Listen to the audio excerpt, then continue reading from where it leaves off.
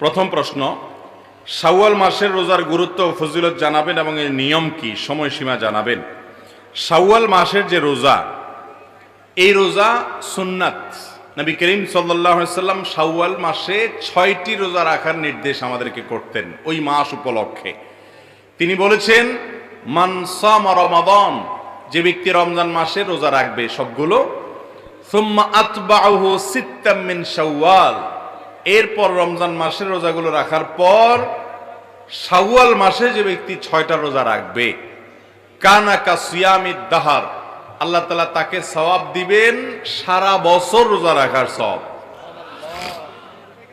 সারা বছর রোজা রাখার সওয়াব কিভাবে হয় এ সম্পর্কে অনেক উলামা ইকরাম, মুহাদ্দিসিন ইকরাম চমৎকার একটা ব্যাখ্যা দিয়েছেন। সেটা হলো, রমাদান মাস ধরেন সর্বোচ্চ 30 দিন হবে পুরা মাস, আর শাওয়ালের 6, 30 আর 6 কয়টা হয়? 36। এই 36কে যদি আপনি 10 দিয়ে গুণ দেন কত হবে?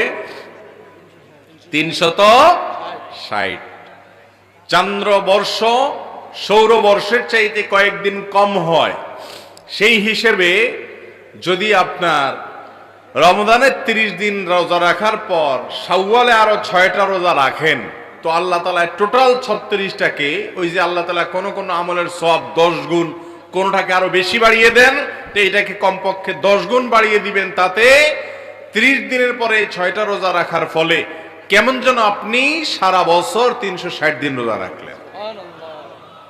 এই জন্য এই সুযোগ হাতছাড়া করা উচিত না। শাওয়ালের 6 রোজা, এটা আমরা কখন রাখবো? আমরা ঈদের দিন, ঈদ উপলক্ষে যে রোজা রাখা হারাম সেদিন বাদে এরপরে পুরো গোটা মাসের যে কোনো দিন আমরা রাখতে পারবো।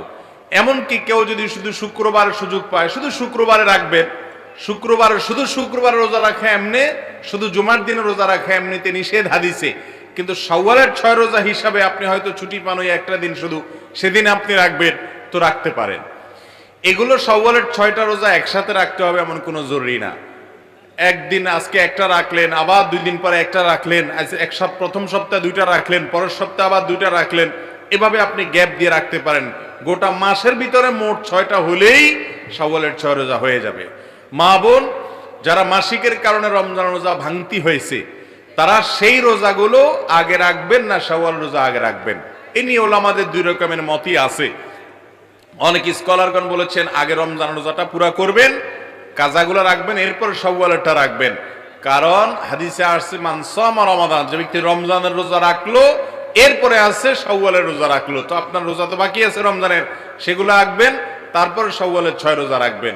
যদিও অন্যান্য উলামা ইকরাম বলেছেন যে না, রমজানের রোজা যদি কেউ পরেও রাখে অসুবিধা নাই, শাওয়ালেরটা তো ওই মাসের মধ্যেই রাখতে হবে। শাওয়াল মাস চলে গেলে যদি আপনি রাখেন, এই 6 রোজার সওয়াব আর পাবেন না, এটা সাধারণ রোজার সওয়াব হবে। অতএব শাওয়ালের 6 রোজা আমাদের ছাড়া উচিত না।